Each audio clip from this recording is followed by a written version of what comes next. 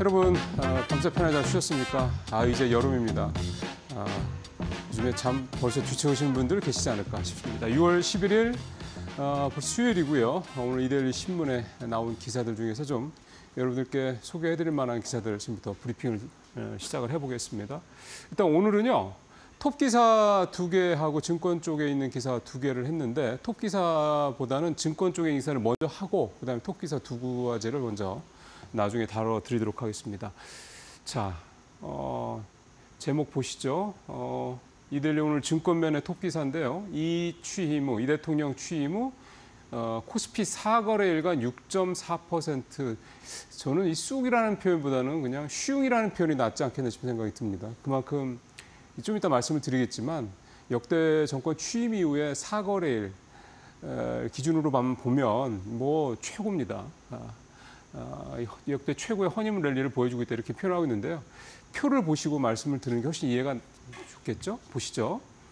4거래일 등락률, 파랑 색깔 막대 그래프가 그거고요. 옆에 빨강 색깔 막대 그래프는 한 달 등락률입니다. 자, 파랑 색깔 막대 그래프도 보시죠.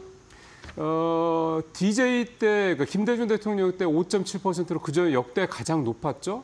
그 뒤에는 그냥 고만고만합니다. 뭐 문재인 대통령 때 2% 조금 넘은 거 정도고,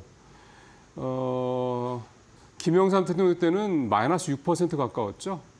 대부분 플러스였는데요. 김영삼 대통령 때 말고. 근데 전체적으로 뭐 그렇게 상승률이 높지 않았습니다. 4거래일 동안. 근데 이번에는 보신 것처럼 6.46%니까 역대 정부 중에서 취임 초 4거래일 동안의 상승률은 최고를 기록을 했고요. 그다음에 이제 뒤에 빨간색 막대 그래프 보는 김에 마저 보죠. YS 때 마이너스 1.5, DJ 때 마이너스 5.7, 노무현 대통령 때는 마이너스 9.9%. 이렇게 진보 정권 때 오히려 하락폭이 더 컸고요. 그다음에 이제 보수 정부 때는 하락률이 그렇게 크지는 않았습니다. 오히려 문재인 대통령 때는 한 달 뒤에도 주가가 3%가 넘게 4% 가까이 오르기도 했고요. 이재명 대통령 때는 아직 모르죠. 이제 한 달 가봐야 되는 거니까. 자, 이렇게 이재명 대통령 취임 후에 주가가 급등했던 이유는 사실 이 전 정부 때 워낙에 상황이 안 좋았었던 거에 반작용, 소위 말하는 기저효과죠. 그게 크고요. 그다음에 이재명 대통령이 이제 대선 유세 기간 동안에도 그랬지만 경기에 대한, 그러니까 경제 활성화, 경제 안정, 경제 재건, 민생 회복 등등등 이 경제와 관련돼서 국민들이 되게 좀 답답해하고 걱정하던 부분들을 터치를 하는 이런 공약들, 이런 언급들을 굉장히 많이 했습니다.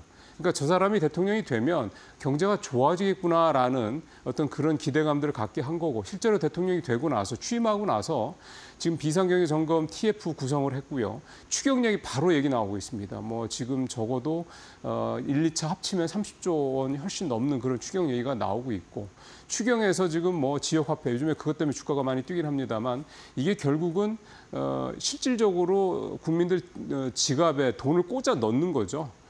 그렇게 해서 이게 이제 우리 코로나 때 이제 한번 경험을 해본 건데, 그렇게 해서 그 돈이 그 동네에서 이렇게 소화가 될 수 있도록 하는 이제 그런 어떤 정책이 되는 건데, 그렇게 되면 당장 그 해당 지역에서 그 돈은 그 지역에서만 써야 되니까 그 지역의 경제가 좋아지게 되는 거고, 그 지역이 서울 수도권도 있지만 지방도 있는 거기 때문에 전국이 골고루 경제가 좀, 특히 내수 쪽이, 또 특히 소상공인 쪽이, 뭐 이런 쪽이 경제가 활성화될 수 있는 여지가 있다라는 겁니다. 실제로 코로나 때 그렇게 우리가 재난지원금 같은 거 투입을 했을 때 GDP 성장률이 0.5%포인트 정도 전후로 이렇게 오르는 그런 결과도 좀 나오거든요. 그러니까 효과가 있다고 보는 거죠. 근데 이제 중요한 거는 이런 기대감들이 다 모여서 여기에다 한국은행 금리 인하도 있고 이렇게 해서 주가가 오른 거고요. 한 달 뒤에는 사실은 모릅니다. 단기 급등은 앞서 이제 DJ 때라든가 이때 사례도 좀 있습니다만 5%가 넘게 오른 다음에 다시 그대로 떨어진 거죠. 단기 급등은 사실 항상 급락에 대한 그런 어떤 부분을 예상을 해야 됩니다. 그렇기 때문에 지금 뭐 4일 동안에서 이렇게 6%가 넘게 올랐다고 그래서 한 달 뒤에도 이렇게 계속 오를 것, 이렇게 말씀드릴 수 있는 사람은 아마 아무도 없을 겁니다. 그러니까 그다음에 그 전에도 조금 올랐죠, 기대감 때문에. 그러니까 단기 급등에 대한 어떤 그런 부담을 좀 감고, 지금 예를 들어서 뭐 따라가야 되느냐, 멀어야 되느냐 이런 식에 대한 접근이 지금은 조금 신중할 필요가 있다. 요즘에 미국 시장도 분위기를 보면 좀 자신이 없죠. 뭐 오르긴 해도 이런 거랑 좀 비슷한 느낌이라고 좀 볼 수가 있겠습니다. 자, 이제 증권면 쪽 얘기 살펴봤고요. 오늘 탑 기사 두 가지 기사를 좀 하나하나 살펴보겠습니다. 첫 번째는 산업 쪽인데 하나그룹이 호주의 방산그룹이죠. 이 오스탈의 인수에 청신호가 이제 흘렀다. 요약해서 말씀을 드리면 2년이죠. 그때부터 이제 하나그룹이 오스탈의 지분을 인수하기를 시작해서 이제 9.9%까지 갖고 있고, 그래서 이거를 이제 19.9%까지 지분을 늘리려고 하다가 경영진이 아주 극렬하게 반대해서 일단 주춤한 상태입니다. 그리고 난 다음에 하나가 추진을 하고 있는 게 이 미국 정부와 호주 정부의 승인 작업을 좀 추진을 해왔고요. 미국 정부의 승인을 받았습니다. 그래서 미국 정부가 승인을 했다는 얘기는 결국 이 호주도 승인할 가능성이 높아졌다. 이게 이제 이 청신호라고 하는 제목의 이제 내용이 좀 되겠고요. 표 한번 보시죠. 화면에서 나오네요. 하나그룹이 지금 19.9%를 이제 저렇게 갖게 되고, 그렇게 되면 지금 이제 남은 데가 타타랑 벤처스랑 존 로스웰, 이게 창업주들 이렇게 남는데요. 일단은 최대 주주가 되더라도 하나그룹이 원하는 대로 여기 호주 이 오스탈 이 회사를 통해서 뭔가 확실하게 처음부터 뭐 조직을 장악해서 가기는 쉽지 않을 거다는 얘기가 일단 나옵니다. 이제 분위기가 정서가 뭐 최대주주가 됐다고 그래서 경영진 싹 갈아치우고 뭐 이런 식으로 하는 그런 정서가 아니라는 부분도 좀 있고요. 그래서 아마 지금 하나그룹이 지금까지 해왔던 것처럼 아마 차근차근 작업을 좀 할 거라고 생각이 들고, 지금 저기 나오죠. 오스탈 인수 추진이 작년 2024년 3년 말부터 본격적으로 추진이 됐고요. 작년 4월에 인수 제안을 했다가 이제 리젝트가 된 거죠. 중단 통지가 좀 됐고 등등등인데, 일단 한화가 오스탈을 인수하려고 하는 이유가 있는 거죠. 왜냐하면 오스탈이 호주 회사긴 한데 미국에 사실상 근거지로 됐습니다. 미국의 조선소를 2개나 갖고 있고요. 또 미국 내에서 군함 이쪽을 이제 군사 쪽으로, 국방 쪽으로 이미 사업을 하고 있는 회사이기 때문에 한화가 이 오스탈을 이제 인수를 해서 최대주주가 된다고 하면 이제 한화가 이제 미국과의 어떤 그런 특히 이제 MRO뿐만이 아니라 미국의 군함을 직접 제조. 왜냐하면 미국에 있는 조선소에서 짓는 거니까 필리 조선소가 좀 사이즈가 작기 때문에 이 오스탈이 갖고 있는 조선소, 특히 이 조선소가 샌디에이고에 있거든요. 그러니까 아시아 태평양 쪽, 이쪽을 관할하는, 소위 말하는 이제 미국의 제7함대를 관할하는 그쪽에 이제 조선소가 또 있기 때문에 하나 입장에서 봤을 때는 오스탈의 최대주주가 돼서 이런 오스탈이 갖고 있는 기존 인프라를 활용할 수 있다 그러면 상당히 앞으로 이 방산 조선, 특히 방산 쪽에 어떤 글로벌한 어떤 기업으로서 성장할 수 있는 토대가 될 것이, 이런 기대감을 좀 갖고 있는 것 같습니다. 세 번째는 원화스테이블 얘기를 좀 준비를 했습니다. 어제 더불어민주당에서 디지털 자산 기본법을 발의를 했습니다. 기본법을 발의를 하고 최종적으로 이게 이제 실제로 시행이 되는 거에 있어서는 이제 하반기에 제도화를 추진하겠다라는 게 지금 민주당의 생각이고요.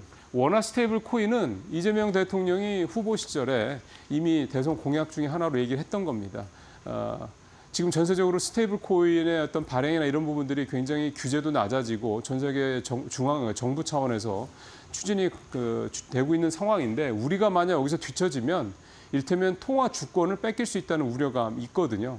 지난 정부에서는 사실 이 얘기가 없었죠. 왜냐하면 사실 이 스테이블 코인도 결국은 이제 가상자산의 하나이기 때문에 이 가상자산에 대해서 국내 이 금융당국의 이 입장이 굉장히 좀 규제 위주입니다. 그러니까 되게 부정적으로 보고 있기 때문에 그동안에 이게 거의 진행이 안 됐었는데요. 이제 새 정부 또 대통령이 이 원화 스테이블 코인이 왜 필요한지에 대해서 여러 차례 얘기를 했기 때문에 공약으로도 내세웠고, 지금 대통령이 된 지 4일 만에, 나흘 만에 이제 디지털 자산 기본법, 그러니까 이제 원화 스테이블 코인이 접근하기가 좀 쉽게 만드는 이 규제를 좀 낮추는 이런 내용이 됩니다. 표 한번 보시면 아시겠습니다만은 전체적으로 내용 자체가요. 이재명 대통령이 얘기했던 것처럼 포지티브가 아니라 네거티브 규제, 그러니까 몇 가지 제한되는 거, 특히 소비자들한테 나쁜 거, 안 좋은 거 이런 것들 빼고 나면 나머지는 알아서 해, 이렇게 얘기가 되는 식이거든요. 이 디지털 자산 기본법도 역시 마찬가지 내용이라고 보면 되겠습니다.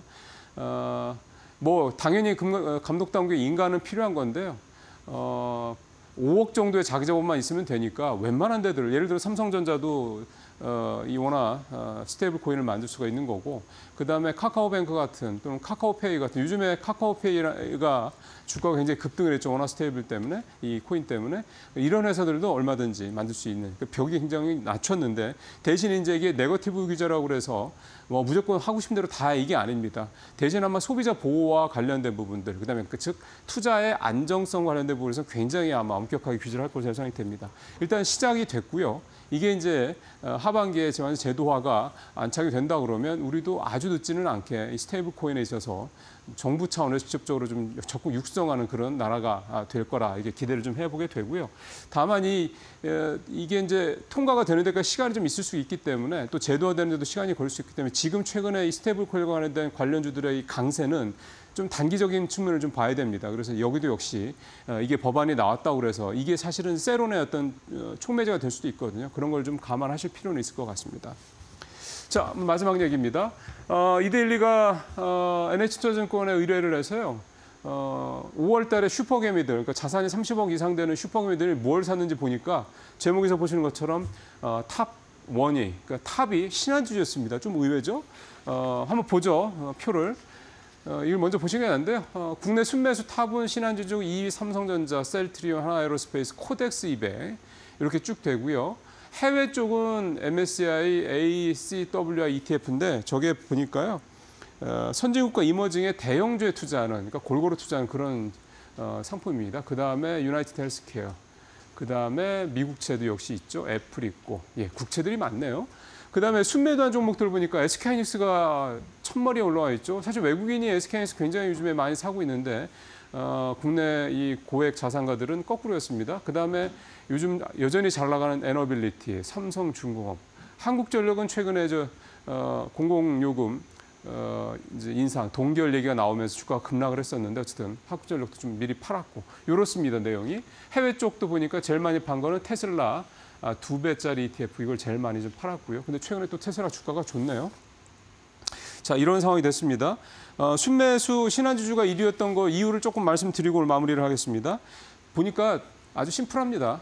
금융지주사들 중에서 제일 더 올랐더군요. 그래서 신한주주를 집중적으로 매입을 했고요. 왜냐하면 같은 기간에 KB가 7%, 15% 오르는 사이에 신한은 5%밖에 안 올랐더라고요. 그러니까 사실은 거의 뭐 1, 2위를 지금 서로 아주 타이트하게 다루는 그런 위치인데, KB금융은 많이 오르고 신한주가 더 올랐으니 그래서 이제 이 초고액 자산가들도 덜 오른 종목에 집중했다. 이게 좀 핵심 내용이라고 볼 수가 있겠습니다. 여러분들 투자하시는데 참고하시길 바라겠습니다. 마치겠습니다.